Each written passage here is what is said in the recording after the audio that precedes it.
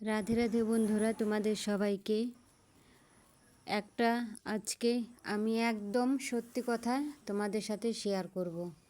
কেন অনেক উপকার পাওয়া যায় তুমি যদি এই জিনিসটা করো। যখন কেউ যদি ভয় পেয়ে থাকে, যেমন আমার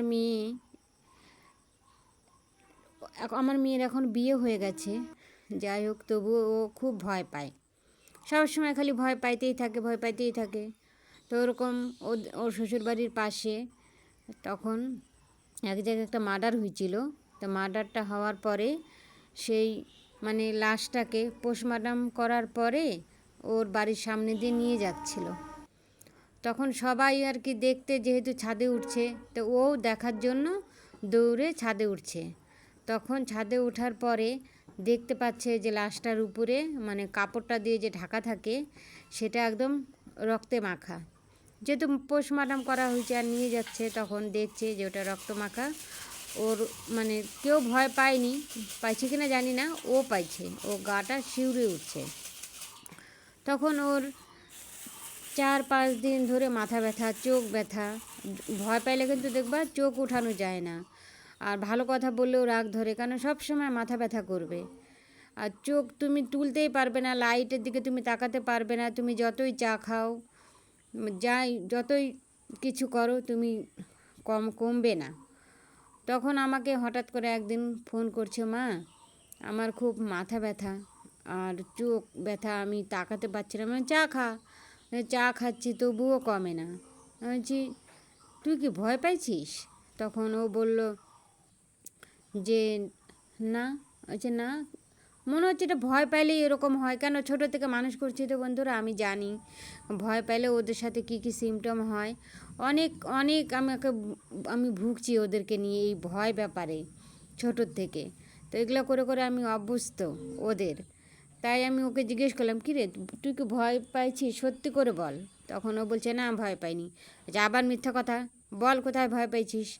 তখন ও বললো কি, মা আমাদের পাশ দিয়ে যে মরার একটা নিয়ে যাচ্ছিলো। কিসের মরা? তখন ও বলল আমাকে যেরকম মার্ডার হয়েছিল। তখন আমি দেখে না আমার গায়ে কাটা একটু দাঁড়া হয়ে গেছিলো। আমি বকা দিলাম ওকে, তুই এত বড় হয়েছিস তাও তোর খালি ভয় পাস। ঠিক আছে, তাহলে ভয় পাইছিস, তাহলে তেল পরে নিয়ে আয়, তো শাশুড়িকে বল একটু তেল পরে এনে দিতে। ও বলবে না। তাহলে এখানে আয়, আমি তেল পরে দিব। ও তাও আসবে না।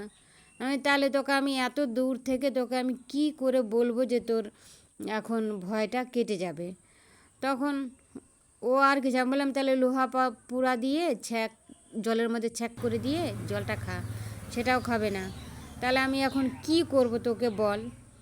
তখন আমার মাথার মধ্যে খালি চিন্তা, একটা মেয়ে যদি ভয় পায়, ও শান্তি পাচ্ছে না, মাথা ব্যথায়, চোখ ব্যথায়, চা খাচ্ছে তবুও কমে না, তখন কি করব? তখন আমি বললাম যে তাহলে একটা কাজ কর। তো বললো কি? আমি বললাম বাড়িতে তোর লেবু আছে?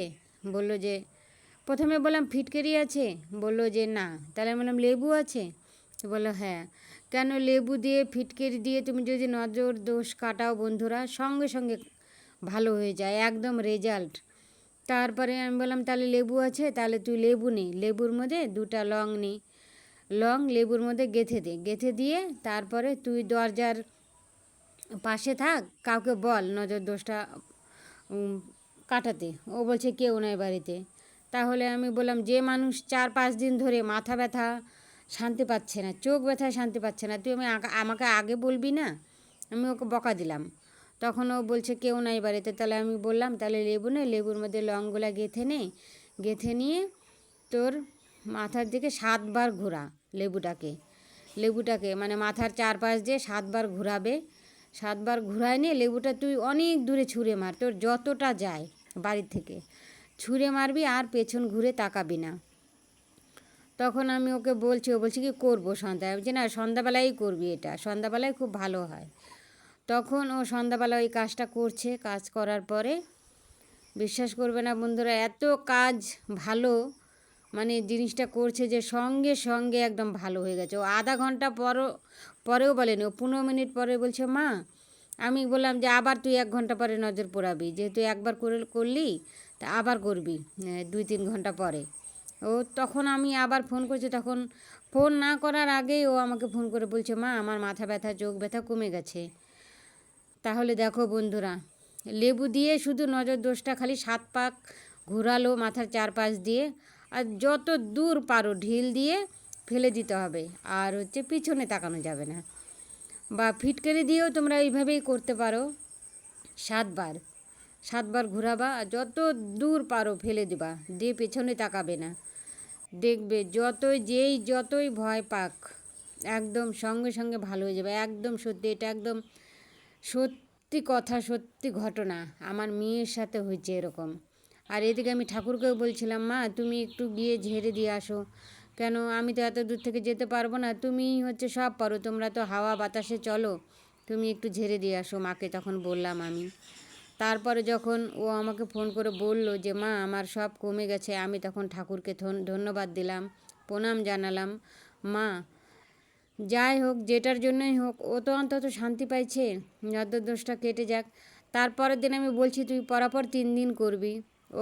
ওকে আর করতে হয়নি বন্ধুরা, একদিন করাতে ও ভালো হয়ে গেছে। তাহলে দেখো কত কাজ হয়। আর মনের বিশ্বাস রাখতে হবে। আমি ওকে বলছি, ও মনের ভক্তি দিয়ে ও কাজটা করছে বন্ধুরা, তাই ভালো হয়েছে। যদি তোমাদের ভালো লাগে তো অবশ্যই পাশে থেকো। আর তোমরাও কেউ যদি ভয় পায়ে থাকে বন্ধুরা, তোমরাও বাড়িতে এই কাজটা করো, সত্যি সত্যি ফল পাবে। ছোট হোক বড় হোক বুড়ো হোক, নজর সবার লাগে কিন্তু। রাধে রাধে, সবাই ভালো থেকো তোমরা।